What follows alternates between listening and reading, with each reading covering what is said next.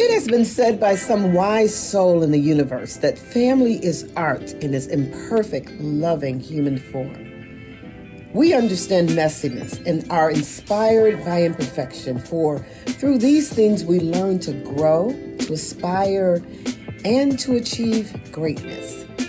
We learn to thrive and we journey toward success. This is the art of family. So I welcome you to our family, the Cots family, where we create opportunities to succeed.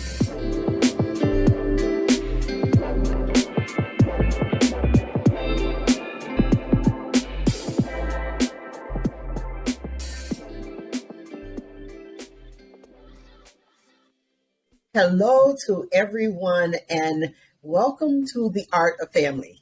I'm Cheryl P. Johnson, Chief Executive Officer of COTS, and I am so excited to have one of my favorite people, the Ethel Rucker, who is joining me on this particular podcast. And what's interesting, we've been talking about some of our favorite movies and like what those movies, like what resonates with us about those movies, like what's so important, like why do we like those movies? And you, Ethel, mentioned a special movie that I have to be honest, I had missed it like years ago when it came out, so I had to watch it. And this is The Little Mermaid. Is that your favorite movie? One of your favorite? Yes.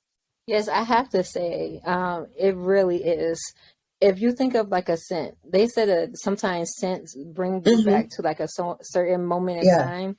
That what Little Mermaid does to me. Like even when I rewatched it, like I remember being a kid, loving the songs and loving Ariel. Like I said, I was gonna name my daughter Ariel because I loved it so much. That it was a great movie. Yeah. Honestly, it was a great movie. A lot of very interesting things to think about, and we will certainly talk about some of those. But I have to say, it did have an amazing soundtrack. So, what was your favorite song? A Whole New. Did I just You say did. A Whole New World? No, because I really love Disney so much. That's okay. Wrong movie. That's okay. But we know that's one of your favorite songs, right? Okay. Yes, A Whole New World is definitely one of my favorites. But A Part of That World is one of, I believe that's a soundtrack. Because, you know, I am one of those people, I would call a song the hook. That's okay. That's okay. But yeah, A Part of That World is one of my favorite. Because it just shows her, like, just imagining being somewhere. And then it's like you can feel her, like, imagine being a part of that world. And as a little girl, it's like, wow, you know, and just thinking about where you would want to be. And even as an adult, they say, bring out your inner child.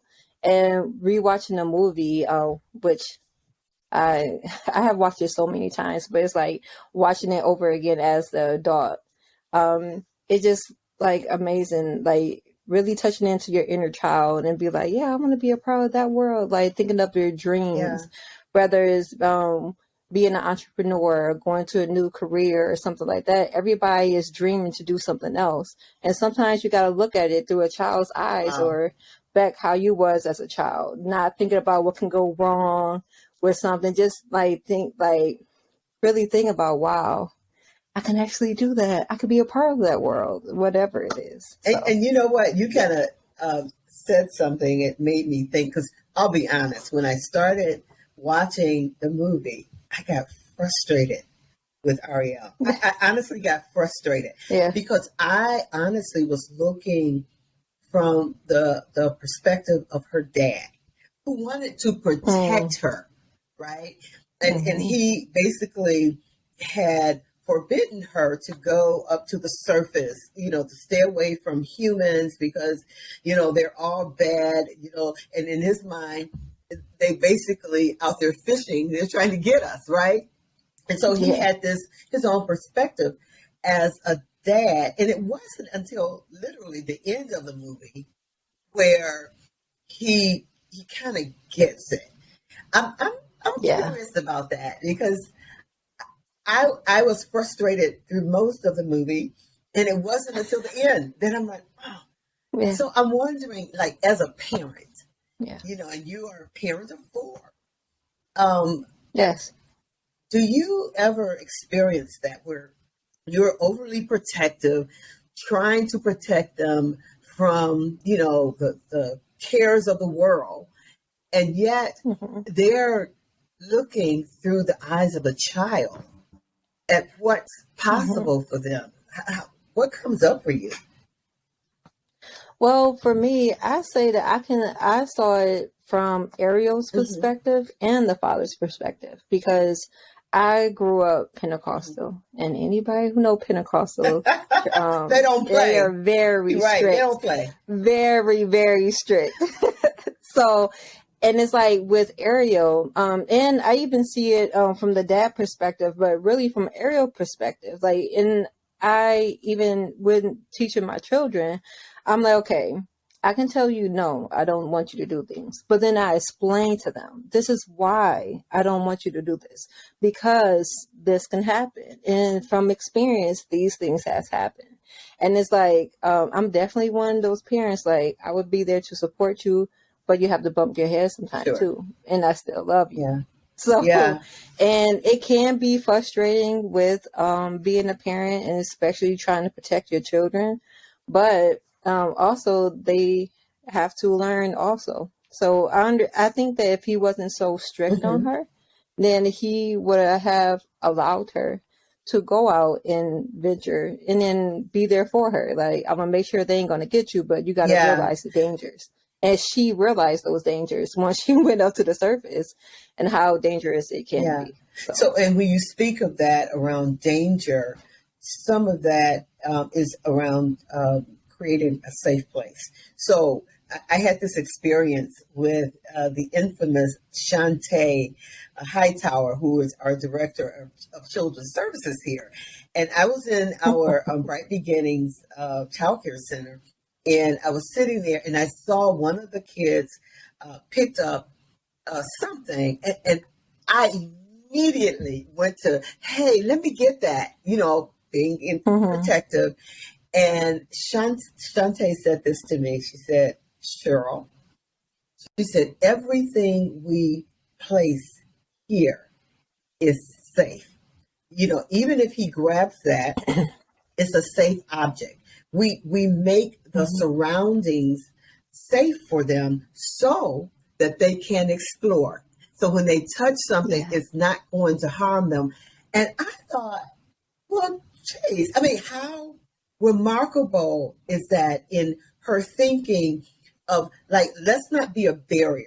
We're always saying, no, don't touch that. Don't do this, because then it will hamper one's future development. They'll be afraid to touch. They will be afraid to explore. And basically, I think I kind of got that with the dad. He was, don't do this, don't do this, don't do this. And she, but she kind of pushed past it. She was going to the top, right? Do you find yourself being in that kind of mode with your kids sometimes, and then, like, going back to this particular movie, The Little Mermaid, is, wait a minute, let me provide a safe place. Yes, definitely, for sure. Like, especially when my children was younger, I used to be ran rapid, like, oh my God, don't do, like you said that you was doing, overly protective, and like, oh my God, don't do this. I got to know exactly what they doing. I got to know, like, I mean, even though I know what my children are doing, but you, like she said, you have to create that safe space and know that you're teaching your children the right way, and allow them to butt their head, allow them to, well, allow them to explore, if you will, and then you will be there to comfort them. It could be a teaching moment, because I totally agree when it comes to especially younger children. Like you said, if you steady say no growing up, and then they gonna be like, well, I can't grow and they stuck in a shell because they wasn't able to explore. So just imagine, like, the artists out there, the entertainers, the very successful people I bet they was able to, when they was younger, to explore, do the things that they wanted to do, you know. I mean, to a certain extent, you know, allowing them to truly grow and not hinder them. Yeah. And finding somewhere in this is the whole dialogue of finding one's purpose too, right? Like, so when we stay in this box that oftentimes is either in our heads or has been created for us by our wonderful parents and other caretakers who care for us. But they aren't looking again through the eyes of children who, at a certain age, you know, kids aren't afraid of anything, right? They're just they're just gonna go for it. Yeah. And as adult people, that's when we start seeing them shift to these, you know, being very fearful, afraid to do that. I'm really interested in like how this has shaped you moving into your purpose, the whole challenge of looking outside of yourself and how, you know, you've landed. You are an amazing photographer, and I'm not going to pigeonhole you there. You are an amazing artist. You are an amazing maker. All of that. You're just a creator. Like, so how is, you know, if you can connect to this movie, how does that help shape you into walking into your purpose? I think, well, I can kind of relate to Ariel when it comes to, because I have 4 sisters. It's 5 of us. So, the girl family. And exactly. I'm from all girls, 3 of us. The heart girls, yes. For sure. So everybody see us as a collective. And when I'm saying that I want to, like, well, I can say I haven't always had the opportunity to really show my creativity because I had to work. I had to do I was a young mother, so I had to like do things provide for my children. So I wasn't able to like really explore certain things until I was able to get more stable. And then I had to like roll it back and look at my life through a child's eyes and not be afraid to explore. Like, what can Ethel do? Well, I would like to create. Like when I like do wood art, when I go back to art, that's my safe space. I love creating. And then when I take pictures, and throughout the years by me taking being a photographer and taking pictures of people, I'm able to show them like who they truly are, because some people be so nervous, and I'm able to say like, look, this is how you can look. Like just having a conversation with somebody, be able to show them in a new light, if you will. And that's like a part of me still touching into my artist. I'm being an artist because I'm able to create that art through my photography too. So I guess tying it back to the movie, I remember being a young mother and wondering like, when am I going to be able to like truly like touch the inner Ethel, you know, be able to explore different things, being able to be the artist I want to be, being able to do something. Because of course I'm a mother first and foremost. I mean, first I'm a mother, but then who am I also? So that's me looking at another world. Like, how can I do that? And inspiring to do that. So, and I think that's how I can really that's really interesting. So did you like at some point test out some things? So it's not like you just became this, right? Or you just started taking pictures. And I'm thinking of how you began to kind of test the waters a little bit. But before you answer that, hey, let's take a break, because I think Ethel is going to provide some good information to all of us, and especially our listeners, around how we move and step into our purpose, how we explore without fear, and then landing in what I call a safe and good place. Come right back.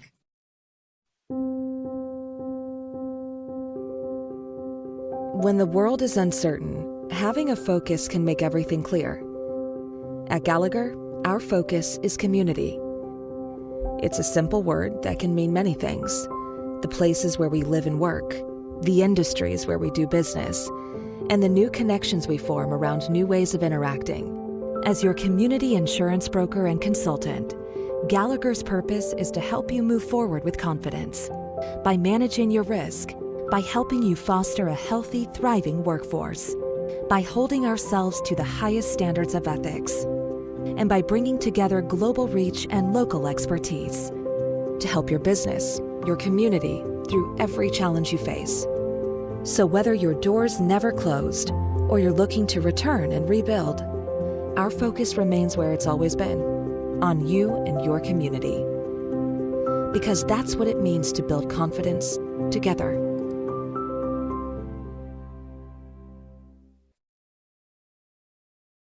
Thank you for joining us. The Art of Family. I'm Cheryl P. Johnson, Chief Executive Officer of COTS, and I am joined by the amazing Ethel Rucker. And we are talking about one of her favorite movies, The Little Mermaid. And we kind of dropped off before we took the break, just talking about walking in purpose. Right, and how we explore outside of our norms to get there. And so, Ethel, as this creator, this maker, this artist, this photographer, and all the other creative things that come along with that, what was your process? So, Ariel, she was daring. She literally, she basically sold herself to this very, very mean person under the water who basically didn't have her best at heart, right? She had a whole nother agenda, but Ariel was so bent on connecting outside of her norm that she was willing to sell it all. Right? Without knowing, everything that was involved. I'm interested in how you have explored outside of the box, outside of your norms to kind of land where you're heading. And not to say that you fully landed. You're still working at it, right? I would expect a few years from now, there's going to be another iteration of you. So tell us about your process. Yes, for sure. Hopefully a Heart Eclectic Studios. I'm wonderful. Well, I would say with me, especially with Ariel, with being so persistent, and I think going back to her dad being so strict, that if he would have just had a conversation with her, or she wouldn't have been willing to go to ultimately the enemy and lose her voice, something that they absolutely love. Her dad loves to hear her sing. And I think with me, because before I even really got into photography, I always loved visuals, because I'm a visual learner. I'm a visual person. And I actually took a course, a photography course. And it's it was one of those things where I was so happy. It's yes, I'm finally able to do something. I've been a parent for this long. This is me doing what I want to do, but I wasn't able to finish that course because something happened with my children and I had to stop. And I felt that was really hurtful. And that's essentially, I felt that I lost my voice with that. And I was afraid to explore even more because it's I keep on trying, but then I have to stop in a way. So it's going through with other people saying, Ethel, you should do this. Ethel, you're a really good artist. But if you don't believe in something yourself, or if you lost a part of you, if you will, with being that, being a mother above everything and not leaving a part for myself, it's that's what I lost. But then I was able to regain it back by having the right people around me, by having people breathe life into me, if you will, which is Cots had a really big part in that. Thank y'all. Yes, like, but for sure, like that's how. And then now I'm able to really reap the benefits now. Like I was able to find my voice again, if you will. Like I'm able to be a part of that world that I want to be. I'm able to like explore what I want to explore and do big things. I mean, I'm the art of family photographer. And years ago, I was that family that was on the art of family. Like, I'm being a part of that world. So it's like, I just love it. You just literally described the scene in The Little Mermaid where Ariel gives up a part of her, right, to be Mm-hmm. to for something greater. And when Mm-hmm. you talked about being, I was, part of the art of family. I was involved in on that part of receiving and partnering with COTS, receiving services, and yet Mm-hmm. making my way towards something greater. And so you remember the scene where the dad, and this is near the end, where she gives up her, is there a thing as mermaid ship? So her Yeah. mermaid life to become Right. a human being. And so that meant, so she could no longer be in the water, right? But I'm sure she was able to connect with, her mermaid family and her dad, but she gave that up for something greater. And sometimes I think people get comfortable, right? This is good, but you saw something greater for yourself. And I want to make that connection. Does that make sense to you? Like there was another part of you that had to evolve in order for you to be your true self. Yes. For sure.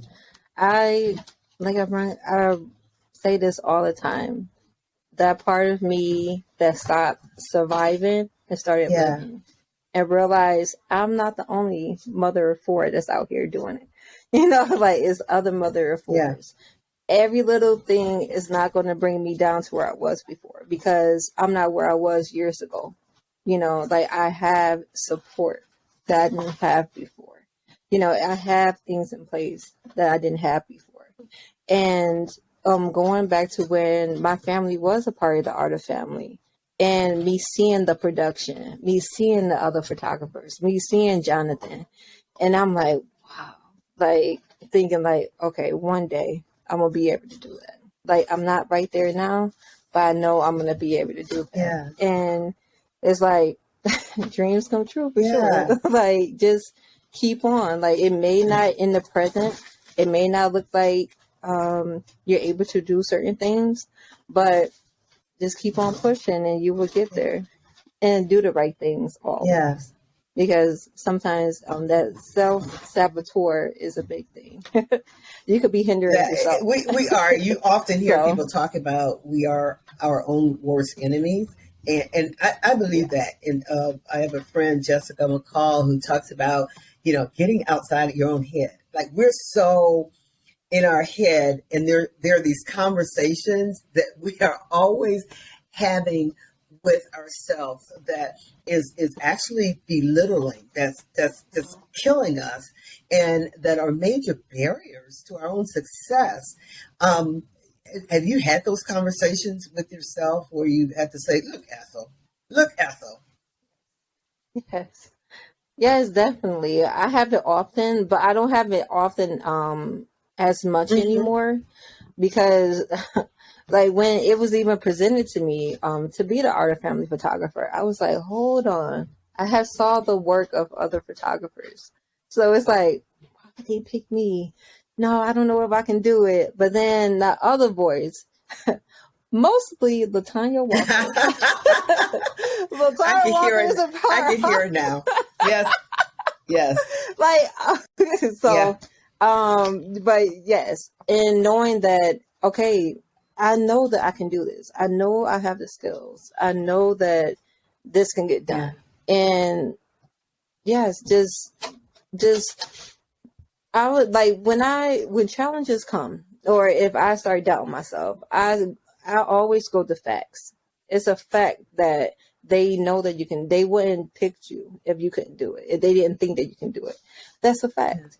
So that's what I go on. And I don't let that the bad voices overtake my good voices anymore. Because I know that I can do it. And of course there always doubt, but I don't let it get to me anymore. Because I know I can do it for sure. I love hearing you say that, and I am sure our listeners, many of them are smiling, and others are like cheering not only you on, but having these internal conversations with themselves about I can do it. Like I can do it. So Ethel, you are certainly like a gift to the world.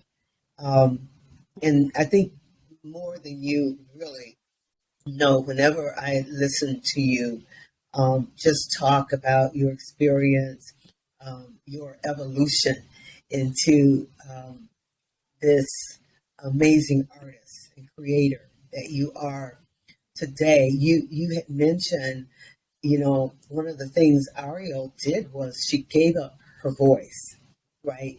Which was her gift. She gave it up, not knowing like the impact that gift could have and had on the world. So as you think about your gifts and how they are evolving and just developing, what do you see like in your future? What's your impact?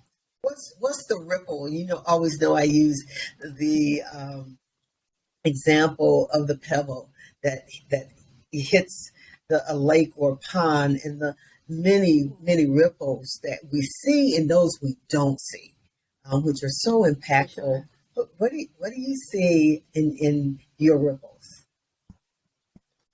I see being able to provide people with beautiful images of themselves, no matter what it is, showing people that they can be creative. Like I remember even being at Ebony's photo shoot, and she's saying like, wow, we really love this experience. And her looking at the pictures, oh my God, like at Soup City, seeing her face, like, wow, I didn't know I could look like that. Like, that is the most beautiful picture of me that I've seen. And like those moments right there, like, that's why I do this. That is why I want people to be able to see, because I have been that person. Like, okay, everybody on the outside, oh, Ethel, you're so beautiful. But until you can see it for yourself. Wow, that's it. Until you can see who you are. Everybody can say, Ethel, you're a wonderful photographer, but until I can see it for myself. So that's what I see me being able to do. I see me having a studio where women, children, families can come to me. If it's their first family picture that they ever took, come to my studio. Let's have that picture for you. Let's get that first baby picture that you never was able to get with your other children. Like, I see myself being able to capture moments in time for people. And it's a beautiful thing. I love it. And it is a beautiful thing. That's I am just sitting here literally mesmerized by what you have said. And for many of our families, from the parent to the children, who have been so overtaken by trauma and being told certain things that aren't useful to their own development, like through life, to have a moment where someone captures the true essence of their beauty, and then for them to see it and to respond. And you're absolutely right. You can tell somebody how beautiful they are, how wonderful they are, blah blah blah, but until they have that self-acceptance until it really, until they're grounded in a personal acknowledgement that I am that and accept that, nothing else really does matter. It doesn't matter what you say to them. And for you to be able to capture it and to show it to them and to allow them to see it and for that to connect that's a gift. That is a gift. So thank you so much for your pearls of wisdom, for your, as I say, your nuggets that you have not only dropped on us today, but hopefully there are some great seeds that have been planted and somewhere in your very near future. You will hear someone say, I heard you on that podcast. And because of those words, hey, here's what I'm doing today. Here is what changed my life. So Ethel, thank you so much. And thank you to our audience for joining us on this discussion on the art of family. If you like this episode, and I'm sure you do, please follow our podcast and give us a 5-star rating on Apple or Google, whatever particular platform that you use. And that way others will be so inclined to join us. And because this is life-changing and so important. Thank you again. And we will see you on the next episode. Thank you, Ethel. Thank you for listening to The Art of Family, a podcast that serves to share triumphs of families overcoming poverty and homelessness. As families journey towards stability, COTS believes there is always beauty to be found along the way. Through partnership, mentorship, and relationship, we all create opportunities to succeed. To support this mission, or to learn more about COTS, our families, or our partners, visit us online at cotsdetroit.org. That's COTS Detroit.org.